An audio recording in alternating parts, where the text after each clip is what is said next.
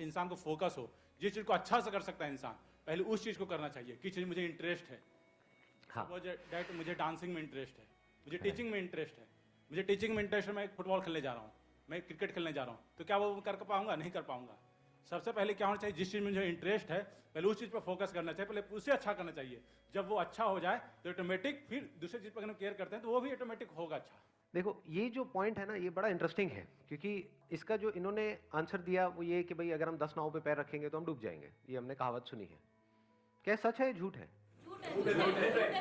झूठ है। कितने कहते हैं झूठ है? एक बार वोटिंग करते हैं। कितने कहते हैं सच है? हमारी सबकी प्रॉब्लम पता है क्या है? हम एक साइड से एक चीज को देखते हैं और एक साइड पकड़ लेते हैं। मतलब बिल्कुल ऐसा है जैसे सिक्के के एक पहलू को आपने पकड़ लिया, किसी ने हेड को पकड़ लिया, किसी ने टेल को पकड़ लिया। अब आपस में हम लड़ रहे हैं। सोचो यहां पे अभी डिबेट हो जाए कि ये कहावत सच है झूठ है, तो क्या होगा? वो डिबेट कब तक चलेगा? एंडलेस है। तो इससे क्या समझ आ रहा है कि कहावत सच भी है और झूठ भी है। ऐसे ही दुनिया में हर चीज में है। ये देखने की समझ बहुत कम लोगों में होती है। In fact this is what intelligence is, when you can see the contradiction in life. जब आपको दिन भी नजर आ जाए और रात भी नजर आ जाए। ये नहीं कि लाइफ सिर्फ दिन ही दिन है या सिर्फ रात ही रात है। हम कहते हैं कि हम 10 काम एक साथ नहीं कर सकते। चलो समझ आता है। मतलब क्या कि हम एक ही काम करें और उसमें पहले परफेक्ट हो जाए तब दूसरे काम को करें। ऐसे ही हमारा माइंड सोचेगा। बट यहां पर भी एक फ्लॉ है। फ्लॉ क्या है? आप एक ही काम क्या 24 घंटे कर सकते हो? Whatever that skill is that you are trying to master, उसको 24 घंटे नहीं कर सकते। ब्रेक चाहिए ना। For example that could be dancing. अब ये जो आपने बोला भी था शायद, है ना, कि भाई डांस करना अच्छा लगता है तो पहले हम डांस को मास्टर करें। क्या हम 24 घंटे डांस कर सकते हैं? 24 घंटे भी हटाओ, चलो दिन में 12 घंटे नॉन स्टॉप डांस कर सकते हैं। चलो मैं कहता हूं कोई कर भी सकता है, पागल हो गया है वो। होते हैं, बड़े बड़े पागल होते हैं। लेकिन क्या वो अच्छा है उसके लिए? क्रिएटिविटी कैसे कहते हैं? क्रिएटिविटी के लिए अब ये वही समझ सकता है जो एक्चुअल में क्रिएटिव हो। क्रिएटिविटी नीड स्पेस, बाहर भी और अंदर भी स्पेस होना चाहिए। वहां पर कुछ क्रिएटिविटी पैदा होती है। जो पहले से ही भरा पड़ा है वहां पे दिमाग नहीं काम करता है। तो you need space in between. कुछ देर किया जब तक अंदर से आ रहा है, फिर किया, फिर ब्रेक दे दिया, फिर किया, फिर ब्रेक दे दिया। फिर ऐसा भी टाइम आता है जब कुछ दिन तक आप करते रहे, फिर उसके बाद में एक रूटीन बन गया, वो बोरिंग हो गया, फिर कुछ दिनों का ब्रेक देना होता है। ये मैं किसी भी क्रिएटिव फील्ड की बात कर रहा हूं। You need to get away from it. Space देना होता है, फिर वापस से शुरू करना होता है। तो अब क्या करना चाहिए? पहले डांस किया, मान लो दिन में 1 घंटा 2 घंटा या 1 घंटा सुबह 1 घंटा शाम को, डांस से ब्रेक लिया, करा फोटोग्राफी जिसकी अभी आपने बात करी, फिर कुछ और किया, फिर बीच में स्पेस भी दिया। जैसे मैंने कहा कुछ भी क्रिएटिव करने के लिए स्पेस चाहिए। तो दिन में कुछ देर ऐसी भी है जब कुछ नहीं किया। तो क्या ये हो सकता है? नहीं हो सकता? हो सकता है। अब इसमें लाइफ में सब कुछ फिट हो सकता है और ऐसा बंदा ही लाइफ को एक्चुअल में ढंग से जी सकता है। ये क्वेश्चन ये नहीं है कि हम ऑलराउंडर कैसे बने। ये क्वेश्चन ये है कि लाइफ में हम हर एक चीज को, हर एस्पेक्ट को बैलेंस कैसे करें। How to live a balance life, जिसमें हम आइदर और में ना चलें। ये ना हो कि करियर है तो सिर्फ करियर है और रिलेशनशिप गई तेल लेने, और अगर रिलेशनशिप में पड़ गए तो काम गया तेल लेने, देवदास बन करके घूम रहे हैं। ऐसे नहीं होता ज्यादातर लोगों के साथ में। एक्सट्रीम में चले जाते हैं। Extreme of everything is bad, और एक्सट्रीम में करने से आप उस चीज में बेटर नहीं होते हो। फॉर एग्जाम्पल आपको बॉडी बनानी है, तो क्या एक्सट्रीम में अगर आप जिम करोगे तो क्या बॉडी बन जाएगी? जब तक मसल को आप रेस्ट नहीं दोगे तब तक वो ग्रो नहीं करेगी। ये बात पता है हमको। कितने हैं जो जिम विम जाते हैं और प्रॉपरली, मतलब अच्छे से बॉडी बिल्डिंग करते हैं। मैं ठीक कह रहा हूं, गलत कह रहा हूं? बॉडी, हाँ करेक्ट कह रहे हैं। करेक्ट कह रहा हूं ना? मुझे लगा आपने हिंदी में बोला है, गलत कह रहे हैं। मसल को ग्रो करने के लिए अगर हम चाहते हैं मसल्स ग्रो करें तो रेस्ट भी बहुत जरूरी है। अब वो जो रेस्टिंग फेज है उसमें क्या करोगे? पड़े रहोगे गुमसांड की तरह, जैसे एक भैंस पड़ी रहती है सड़क के ऊपर, बैठी हुई है, जुगाली कर रही है धीरे धीरे। क्या करोगे उस टाइम पे? उस टाइम पे कुछ और कर लो। कुछ ऐसा करो जिसकी वजह से मसल टियर ना हो। Make sense? तो इस तरह से लाइफ के अलग अलग एस्पेक्ट्स को आप मास्टर कर सकते हैं और फिर सब कुछ जरूरी हो जाता है। ये नहीं कि मेरे लिए ये तो जरूरी है लेकिन वो नहीं है। अब यहां पर रिलेशनशिप्स भी जरूरी हो जाती है, बहुत जरूरी हो जाती है। इसकी इंपॉर्टेंस हम लोगों को आज की डेट में पता ही नहीं है। एक रिसर्च हुई है दुनिया की सबसे बड़ी, जिसमें पिछले 50-60 साल से भी ज्यादा से टाइम से वो रिसर्च चल रही है। या तो हार्वर्ड में हुई है या ऑक्सफोर्ड में हुई है। हार्वर्ड में हुई है, if I am not wrong. हाँ ठीक है, हार्वर्ड में हुई है। मतलब एक रिसर्च करी गई, हजारों लोगों के ऊपर उनकी लाइफ को ट्रैक किया गया, जब वो स्कूल में थे तब से लेकर के जब वो 60-70 साल के, 80 साल के, 90 साल के हो गए तब तक, और ट्रैक किया गया कि कौन ज्यादा खुश है और कौन परेशान है। तो खुशी का जो कनेक्शन निकला, ऐसे बहुत लोग थे जो फाइनेंशियली बहुत सक्सेसफुल हो गए, बहुत अच्छी अच्छी पोजीशंस पे थे, और दुखी थे। और उसमें से सिर्फ एक चीज निकल करके आई इतनी बड़ी रिसर्च में से, 60 साल के बाद में हजारों लोगों के ऊपर डेटा और रिसर्च और सबके दिमाग लगे हुए थे, और उसमें से क्या निकल करके आया?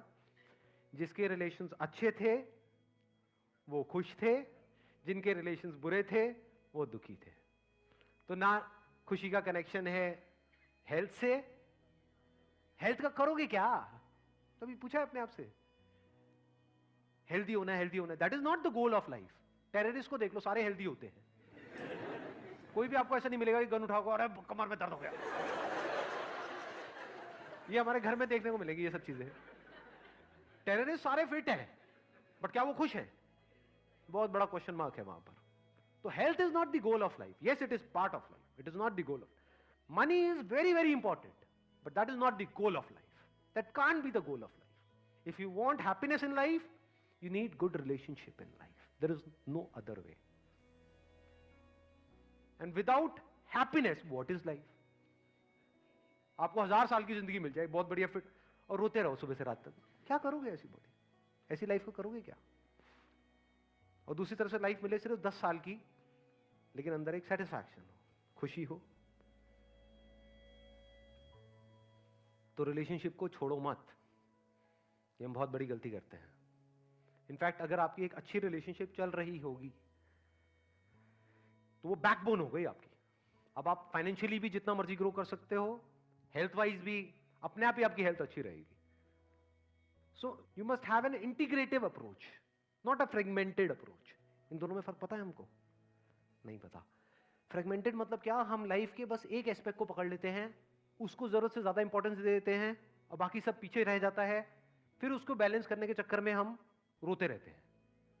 फिर हमारी लाइफ का एक एस्पेक्ट यहां भाग रहा होता है, एक वहां भाग रहा होता है। मतलब फाइनेंशियली तो हम बहुत सक्सेसफुल होते चले जा रहे हैं, हेल्थ की धज्जियां उड़ती चली जा रही है, वो पीछे छूट गया है। पैसा तो हमने कमा लिया, लेकिन रिलेशनशिप का आता पता ही नहीं है। इसको बोलते हैं फ्रेगमेंटेड अप्रोच, कि हमने लाइफ की जो एक फ्रेगमेंट है, ये तीनों चीजें हमने पकड़ी, health, wealth and happiness, which is connected to relationship. इसमें से किसी भी एक को हमने जरूरत से ज्यादा इंपॉर्टेंस दे दी और बस वहीं पर फंस करके रह गए। इसको बोलते हैं फ्रेगमेंटेड अप्रोच। और एक होती है इंटीग्रेटेड अप्रोच, जिसमें सब कुछ इंटीग्रेटेड है, यानी जिसकी जितनी इंपॉर्टेंस है बस उसको उतनी ही इंपॉर्टेंस दी और वहीं पर रुक गए। इसके लिए बड़ा दिमाग लगाना पड़ेगा कि किसकी कितनी इंपॉर्टेंस है। अब ये कौन बताएगा आपको? कोई नहीं बता सकता, खुद देखना पड़ेगा कि अभी जो आपकी स्टेज है लाइफ में, इस स्टेज में किसकी कितनी इंपॉर्टेंस है। वो आपको पता होना चाहिए किस लेवल पे आपने कितना रायता फैलाया हुआ है। किसी की लाइफ में फाइनेंशियली रायता फैला पड़ा है, किसी की हेल्थ वाइज रायता फैला पड़ा है, वो देखना पड़ेगा ना।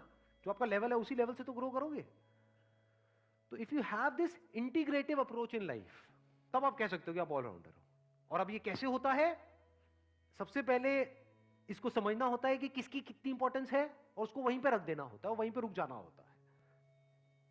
लोगों को ये नहीं पता है पहले तो कि शुरू कैसे करें। 90% लोगों का यही चैलेंज है लाइफ में। अगर आप ध्यान से समझोगे ना, आपके जो भी क्वेश्चंस है उसको अगर मैं सम अप कर दूं, वो क्या है कि सर मैं करना तो चाहता हूं लेकिन कर नहीं पा रहा। नंबर 1 ये है या नहीं है? अब दूसरी भी एक प्रॉब्लम है, वो कोई पूछता नहीं है लेकिन वो है प्रॉब्लम, वो साफ नजर आती है कि करना शुरू तो कर दिया है, अब पीछे कैसे हटे। उन बेवकूफों को पता ही नहीं है वो कितना आगे आ गए हैं।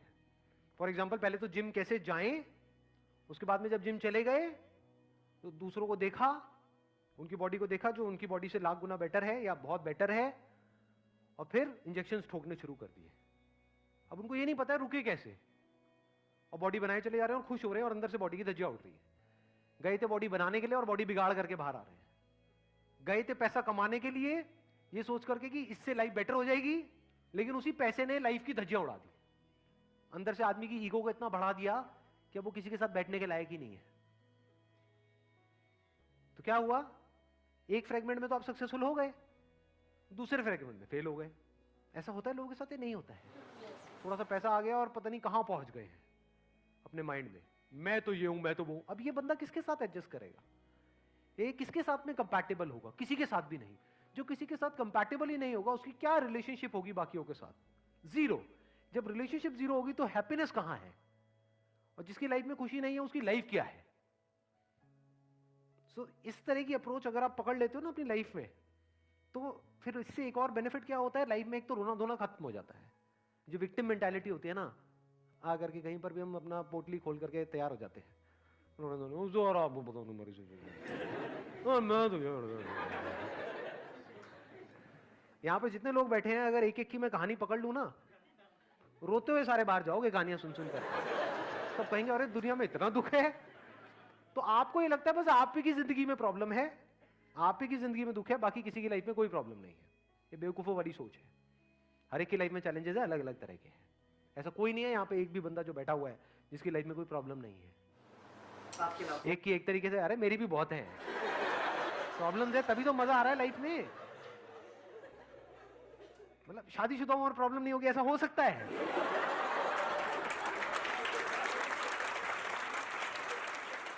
शादी मतलब प्रॉब्लम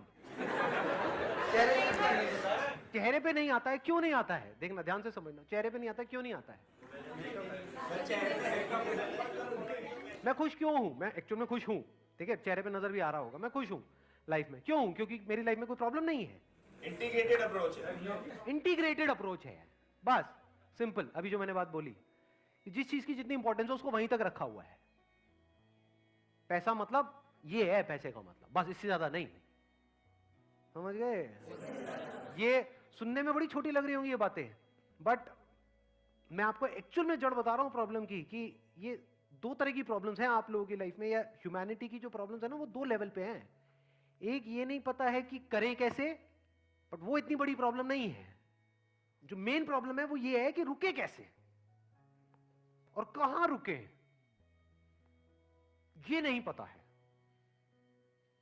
जो करप्शन है उसकी जड़ यही है, इंसान को ये नहीं पता है रुकते कैसे हैं। और मतलब समझ, ये और जो है ना, ये जड़ है। आपको पता होना चाहिए, ना ज्यादा ना कम। जैसे प्यास तो पानी, ना ज्यादा ना कम। भूख, खाना, ना ज्यादा ना कम। ऐसे ही पैसा, ना ज्यादा ना कम। रिलेशनशिप, ना कम ना ज्यादा। अगेन बहुत जरूरी है, बहुत लोगों को नहीं समझ आता है। ये एक्स्ट्रा मैरिटल अफेयर, ये सब क्या है? ज्यादा। अब मुझे तो किसी रिलेशनशिप में जाना ही नहीं है, ये क्या है? कम। ना कम ना ज्यादा। तो सर दो ज्यादा है या कम है? कैमरा फोकस किया जाएगा, अब दोनों में से एक भी नहीं रहेगी।